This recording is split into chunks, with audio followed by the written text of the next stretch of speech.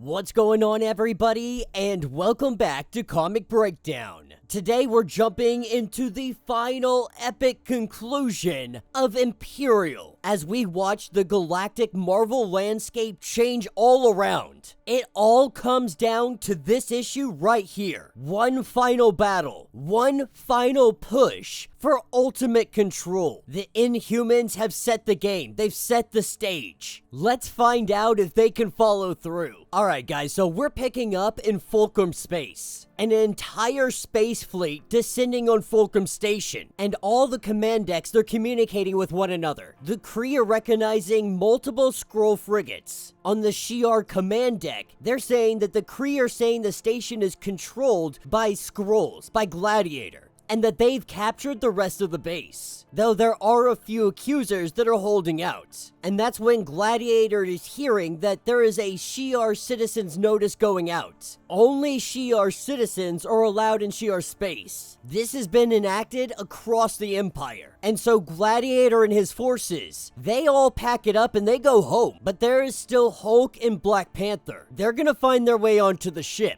At the Fulcrum control level, this is where we have our accusers fighting off a horde of Skrulls. They're thinking this might be enough, that they might have enough time, but quickly recognizing that the only thing they can do is ensure that the docking bay stays open, smashing it and making sure that nobody can close it. They'll have their vengeance one way or another. This is when they are met by the Super Skrull, as they stand toe-to-toe with it. The righteous accusers of the Kree, the super weapon of the Skrull. They charge in with their hammers, but they were never a match for this fight. Grabbing one of them and telling them to confess. The only confession that he gets is that the doors have been jammed, destroyed the control panel, so there will be no escaping justice for you. But our Super Skrull does not fear judgment. We say Clerk pick up both accusers' hammers, and they prepare for visitors. With Black Panther and our Hulks crash landing into that docking bay, we're picking up at Stargate 2348. We have Nova, Shuri, and Star-Lord. They've all returned to see that Fulcrum is on fire, that it's already started and it might already be too late. While they try to find their way onto the station, we pick up aboard the Inhuman stealth ship that's watching, that's observing. Max, with his diabolical self, is just in absolute awe watching it all unfold, watching the fruits of their labor right in front of them. But Max tells him that if it's any time to go, now is the time. Make your entrance, let it be known. Black Bolt of the Inhumans has returned. This is what picks us up at the docking level. We have Hulk, we have Amadeus, and we have Black Panther. The three of them, they are just blasting their way through all the Skrulls. But they're not trying to stop and engage. They're cutting a path to the command level. They're trying to get there as quickly as possible. But while they're making their mad dash, this is where they run into Black Bolt. Both Black Bolt, Black Panther, they both pause. Nobody says anything. Everybody just listens to our Super Skrull as he talks about rising up above everybody, about taking their rightful place among the stars. Talks about the Boy King, the most recent ruler, how he was never actually gonna lead the people. And even Hulkling watching this, he's like, damn bro, like I tried, at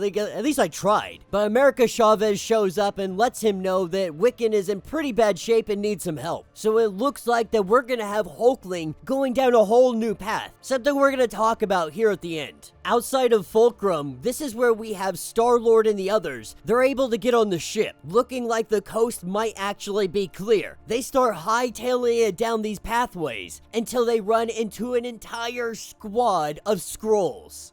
Outside of the command and control center, this is where we have Hulk. He's absolutely just decimating any Skrull that stands in his way. Fact of the matter is, they're no match for him. None of them are. As we watch Clerk battle our accusers, Clerk dual-wielding hammers himself. Him and Ronan are going toe-to-toe. And though Ronan, a tremendously great fighter, he was no match for Clert, as Clert takes the hammers and he drives them into the shoulders of Ronan. Now imagine that. He takes the handle of the accuser's hammers and he drives them into his shoulders, pinning him in place. But when he does this, he also gets smashed by Amadeus. That's when Clert turns on him and he hits him with that rock punch. And while Clert might believe that he has the upper hand here, that there's no one that's gonna stand in his way, we still have Hulk, Black Panther, and now Black Bolt all joined together, and they're headed for the command center. The Empire numbered their citizens somewhere in the trillions, and as hundreds and thousands wage their lives in this space battle outside of Fulcrum, the future of all these worlds, they're gonna be determined by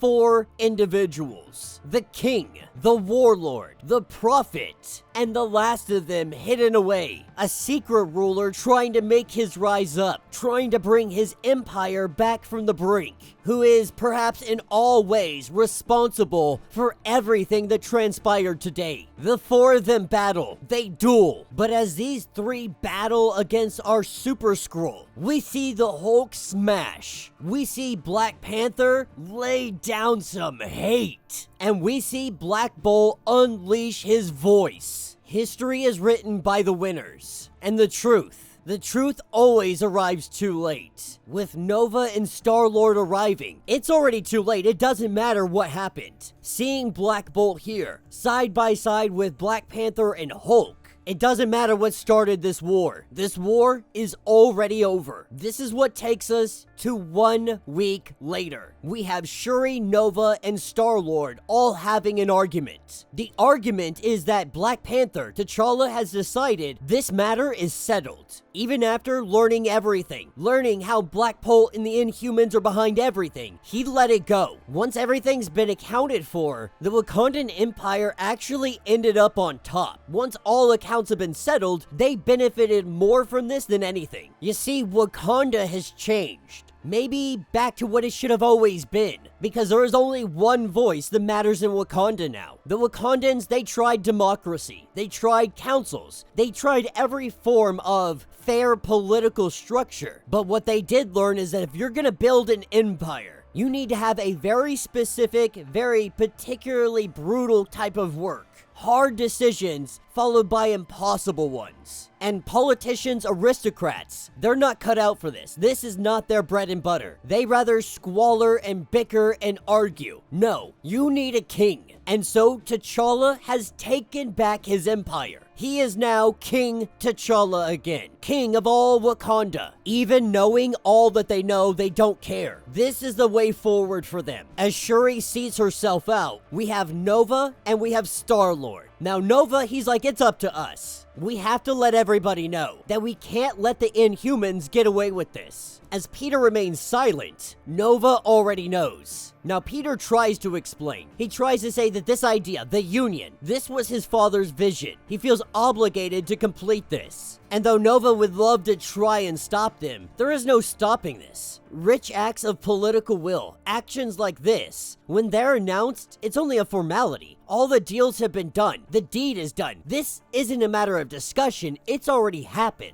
But Peter does tell him that I know this costs you a lot, but you don't have to worry about the Worldmind or having the money to keep it up. Peter says that he's gonna cover it all. That's the least he could do for a friend. This is when Nova hits him. He blasts him right into the window. And Nova tells him that you can keep your damn money. Don't ever call me a friend again. Back at the Inhumans royal family throne room, we have Black Bolt sitting upon his throne, Medusa by his side, and Max coming into the room. He's cheering, he's excited, he's happy. He's like, all we've accomplished, pretty freaking impressive. Everything that we've done, now what do we do next? Medusa goes on to explain that Hala and the Empire, that's what comes next. But for Maximus, something else. You see, Maximus is being exiled. Medusa says that I don't know what happened between the two of you, where you've been the past year, and how this relates to our king having found himself wanting you removed from the royal family. But that is his decree. The others say that us Inhumans, we tire of being swept from one position to the next. We have one singular goal: inhuman ascension. And in this, Maximus cannot be trusted. Maximus starts to lose it for a second, and he tells Black Bolt, like, are you kidding me? I put you on that throne. I spent the last year humiliated by an elder of the universe so that you could sit upon that throne, so you could be crowned king. And I'm met with abandonment, shame, betrayal, that you have cut me deeply, that I bleed, but I have also never been more proud. Maximus takes off and he's like, you know, it's fine, because you're gonna need me again, and when you do, I'm gonna be here waiting with love in my heart. As we pick up with Black Panther, met by Shuri, she obviously has some questions. Wants to understand what the hell is really going on here. You know, you swallowed insults and accusations. You agreed to this union. You buried the dead and comforted the survivors. She wants to know why. What are you planning next? T'Challa looking out to the stars, looking out to the universe. He tells Shuri that you want to know what's next. Come and take a look out the window. Last but not least, we have Star-Lord raising up a toast to his dead father. The day that his father had fought for is finally upon them. It's finally arose. The union of worlds exists. The only real defection were the Shi'ar. They reverted to their traditional go it alone, fight everyone ways. And the Skrulls, who have discovered their religion based on an inhuman lie that they're really just not going to talk about. This would normally drive him a little insane, but it looks like it's not going to be at all easy for them to be able to take the Kree throne. From what he understands, there's a group of an accuser class, a growing number of questions that they want answers to. Many of are refusing to embrace Black Bolt until they get those answers. And then there are other rumors. One of a kind of messianic Kree message. Someone going around talking about how they're from another universe, where their Kree are more powerful, more advanced, more cunning. Another rumor of twins. One word, Veil. But until his sister is stabilized, Star-Lord has no other option until she is recovered. Heavy is the crown, and long live the Union. That is where this issue will end. So let me know what you guys think down in the comments. Now, this is not the end of Imperial, though it is the end of our introduction to everything that is going to happen moving forward. From Planet She-Hulk to Nova to Black Panther Intergalactic. There's a lot more to come on the way. I think my biggest disappointment from Imperial is probably going to be the lack of Charles Xavier. You know, they really did, or maybe it was just me. You know, maybe I hyped it up too much thinking that Charles was going to be a part of this. You know, they were like, oh, Charles is headed off to the stars. He's going to go rescue his daughter. And in a sense, he did, but then they kind of just disappeared. They kind of just bounced out from everything going on. We have to assume that they're going to make their comeback. This was an interesting story. So what we really get here is the Inhumans' push to reclaim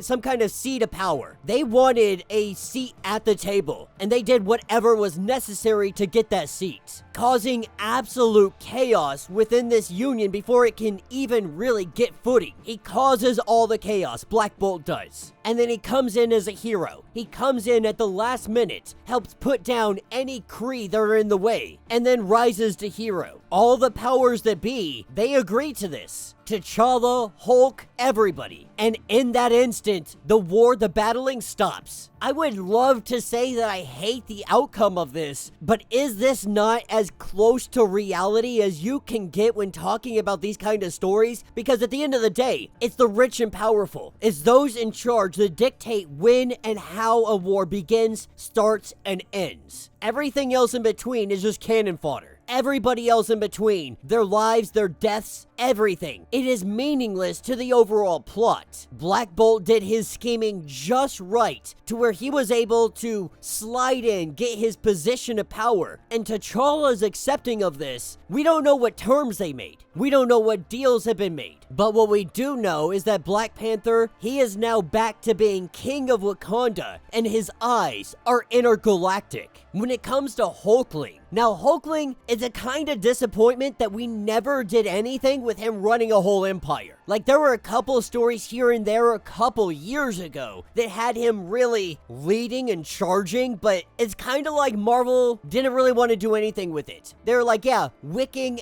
and Hulkling are together. They're running an empire, but we're not going to write any stories about that at all. They're like, we're not going to do anything with this. But now they're bringing them back down to Earth. If you had read any of the comics, you knew that Hulkling didn't really want to be doing that anyway. Wiccan was just there as kind of spousal support. So it makes sense that they're bringing them back down to Earth and hopefully giving them some kind of new direction. One thing is for certain though, Marvel's landscape has changed. The Inhumans are back at the table. And while this battle may be over, the intergalactic war has only just begun. So, let me know your thoughts, let me know your theories. If you want to get caught up on everything that is going on with this series, go ahead, check out the link in my description as well as the top of this video. That's gonna get you completely caught up on everything that has been going on so far with Imperial. If you would like to support the channel, you can always do so by joining the channel membership. This is a lot like Patreon, having multiple different tiers, from $1 to $50 from loyalty badges to comics every single month. Not only are you helping out the channel, you're getting tons of perks in the process. Now, if you're unable to do this, do me the favor, subscribe to the channel, like this video, hit that notification bell, and with that being said, until the next breakdown.